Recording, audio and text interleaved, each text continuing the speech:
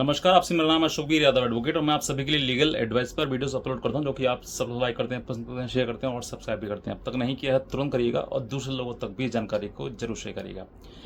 देखिए, बहुत सारे लोग ऐसे हैं जो कहीं ना कहीं झूठी एफआईआर दर्ज करवा के दूसरे पक्ष को दबाना चाहते हैं। यानी कि उनमें उनके मन में जो है वो मंशा न्याय लेने की नहीं होती है। उनके मन में मंशा जो है सिर्फ इतनी होती है कि सामने वाले व्यक्ति को मुकदमा करके उसको झुकाने का, उसको उसकी नाक रगड़वाने का, उसको अपमानित करने का, उसको बेइज्जत करने का, बस इतना ही उनका उद्देश्य होती है। चाहे वो उसके बाद उनकी इज्जत पर कोई फर्क पड़ जाए या उनकी किसी प्रकार से जो मुकदमा लिखवा रहे हैं उस पर कोई फर्क पड़ जाए, कोई फर्क नहीं पड़ता उनको। उनको सिर्फ और सिर्फ सामने वाला व्यक्ति दिखता है कि ये व्यक्ति जो है इसको बर्बाद करना है। इसी के चलते हुए जो है कुछ चीज़ें सामने आई हैं जिनसे पता लगा है कि वो व्यक्ति जो सिर्फ और सिर्फ आपके ऊपर मुकदमा इसलिए लिखवाना चाह रहा है कि या तो कोई आपसी रंजिश है या वो किसी प्रकार से आपको प्रेशराइज करके मतलब आपको दबाना ही चाहता है, बस। और कुछ रास्ता कोई इसका औचित्य नहीं है, कोई कानून से न्याय का उसका उद्देश्य नहीं है। उसका उद्देश्य सिर्फ इतना ही है कि तुमको झुकाना है उसको, बस।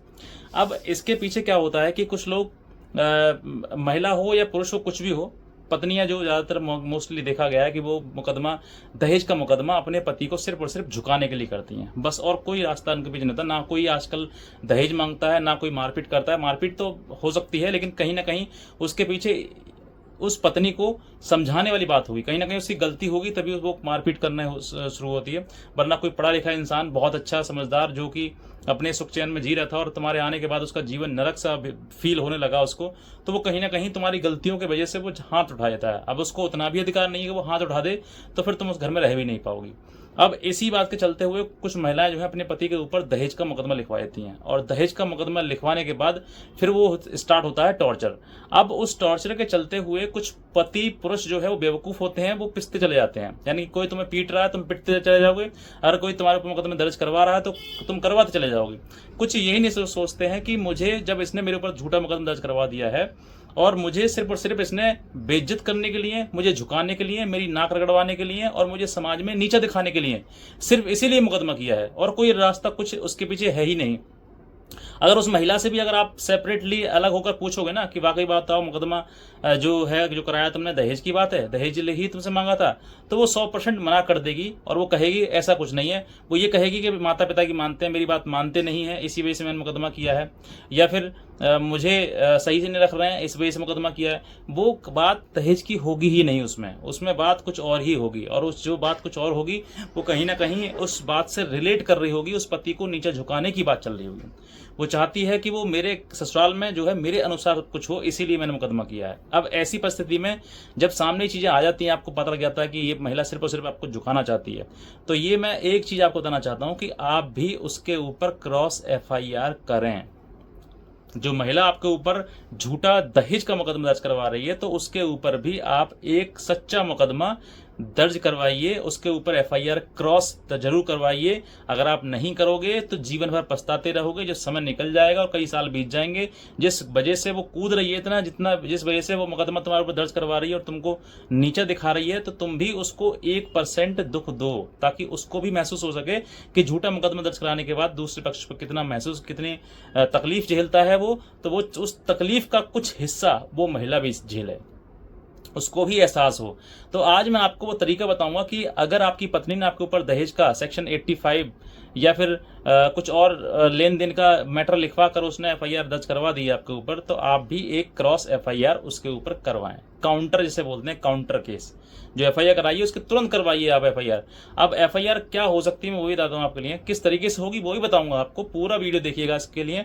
और एक हमारा व्हाट्सएप ग्रुप है जिस पर मैं आपको लेटेस्ट जानकारी और अपडेट्स प्रोवाइड करता हूँ, उसका लिंक मैंने इसी वीडियो के नीचे डिस्क्रिप्शन में दिया हुआ है। उसको तुरंत क्लिक कर फॉलो कर लीजिए और भविष्य में आने वाली चीज़ें, अपडेट्स वगैरह वहाँ पे आपको आती रहेंगी। अब आपको क्या करना है, ध्यान सुनिएगा मेरी बात को। सबसे पहले जब आपकी पत्नी ने आपके ऊपर एफआईआर दर्ज करवा दी है, झूठी मुकदमा कोई दर्ज करवा दिया है, उसके तुरंत बाद आप अपनी कंप्लेंट, जो भी आपके घर से सामान सटा ले गई है या कोई मारपीट हुई है या कुछ और गाली गलौज वगैरह हुई है, क्योंकि कहीं ना कहीं उस एफआईआर से पहले भी कोई ना कोई इतिहास जरूर रहा होगा, उस इतिहास को ही आप अपनी एफआईआर में तब्दील करवाइए। अब उस एफआईआर को तब्दील कैसे कराएंगे, अपनी एक कंप्लेंट बनवाइए, आप एक अच्छे अधिवक्ता से मिलिए जो आपकी अच्छे से कंप्लेंट बना सके। अगर आप अच्छे अधिवक्ता से नहीं मिल सकते हैं तो कंप्लेंट के लिए आप स्वयं अपनी जो घटना है आप वो भी लिख सकते हैं, लेकिन आपकी घटना में इतना दम नहीं होगा क्योंकि आप कानून जानते नहीं हो और वकील कानून जानता है तो कानूनी रूप से उस कंप्लेंट को लिखेगा।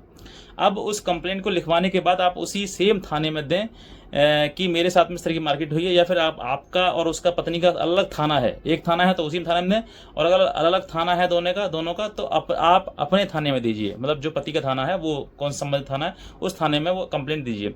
मैं कहता हूँ वहाँ पर अगर आपकी दर्ज होती है बहुत अच्छी बात है, दर्ज नहीं होती है तो सीधे उससे ऊपर एसएसपी को जाइए या एसपी जो तुम्हारे यहाँ बैठते हैं उनके पास जाइए, अपनी कंप्लेंट करिए। कल करने के बाद जो है वहां से मार्क करके फिर थाने को भेज दी जाएगी और थाने में जांच करेगी, 2-3 दिन में रिपोर्ट लगा देगी या फिर एफआईआर दर्ज कर देगी। अगर नहीं करती इसके बावजूद भी फिर आपके पास लास्ट ऑप्शन है, आपके पास कोर्ट जाना।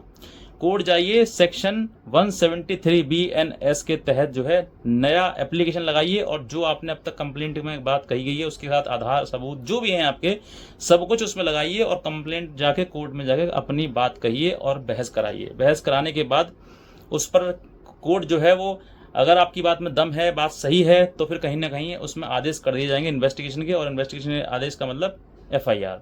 जब एफआईआर हो जाएगी तो आपका और उसका दोनों का पैरेलल मुकदमा चलना शुरू हो जाएगा और दोनों के खिलाफ एक दूसरे के मुकदमा हो जाएगा। अब आप ये समझिए कि ये आपको क्या बेनिफिट देगी। जब आपको मुकदमा दर्ज हो जाएगा तो आपको बेनिफिट क्या होगा? बेनिफिट ये होगा कि जब भविष्य में, क्योंकि मुकदमा जैसा होता है वैसे रिश्ता टूटना स्वाभाविक है, 100% तय है कि रिश्ता रहेगा ही नहीं। तो जब रिश्ता रहेगा नहीं तो फिर भविष्य में जो है पत्नी आपकी आपसे एलिमनी मांगेगी, पैसा मांगेगी कि 10 लाख 20 लाख 50 लाख दो मुझे, तब जाके मैं उसमें समझौता करूंगी, नहीं तो तुम्हारे मुकदमा कराऊंगी तो मैं सजा करा दूंगी। तो वो सजा क्या कराएगी? तुम्हारे पास भी वो रामबाण है, अगर वो तुम 10 लाख मांगे तुम 20 लाख मांगो, अगर वो 20 लाख मांगे तुम 40 लाख मांगो, क्योंकि तुम्हारे पास भी बराबर का अधिकार है। अब तक क्या था कि पुरुष जो है एक मुकदमा झेलते, 2 मुकदमा झेलते, 3 मुकदमा झेलते चले जा रहे हैं, तो पीड़ित होकर परेशान होकर वो जितना पैसा मांगती वो पैसा दे देते हैं। लेकिन जब आपके ऊपर मुकदमा किया है उसने तो तुम भी उसके ऊपर एक काउंटर एफआईआर करोगे ना, तो फिर मुकदमे में जो पैसा तुमसे मांग रही है उतना पैसा तुम उससे मांगो, देना है दे, नहीं तो लड़। तू सजा कराएगी तो हमारे पास भी अधिकार है, हम भी तुझे सजा कराएंगे। अब इसकी बात समझिए, इसी के बेनिफिट के लिए आपको एक क्रॉस एफआईआर जरूर करवानी है। जो पति नहीं करवाएंगे जीवन भर पछताएंगे समय निकलने के बाद, और अभी समय है आपके पास में तो आप दर्ज करवाइए बिना किसी देरी के, बिना किसी सोच समझ के। जो सोचते हैं वो करते नहीं हैं, और जो पागल होते हैं वो समझ के बिना सोच समझे धड़ाधड़ अपना काम करते हैं। तो काम करिए और एफआईआर दर्ज करवाइए, ताकि ऐसी पत्नी जो आजकल पतियों की जान ले रही हैं, झूठे मुकदमे दर्ज करवा रही हैं, उनको मुंह तोड़ जवाब मिल सके। मैं इतना कहना चाहूँगा, नए हैं सब्सक्राइब कर लीजिए, शेयर जरूर करिए दूसरे लोगों तक, ताकि और भी लोग समझ सकें कि हाँ किस तरीके से एफआईआर दर्ज करवानी है। आज का वीडियो देखने आपसे बहुत धन्यवाद।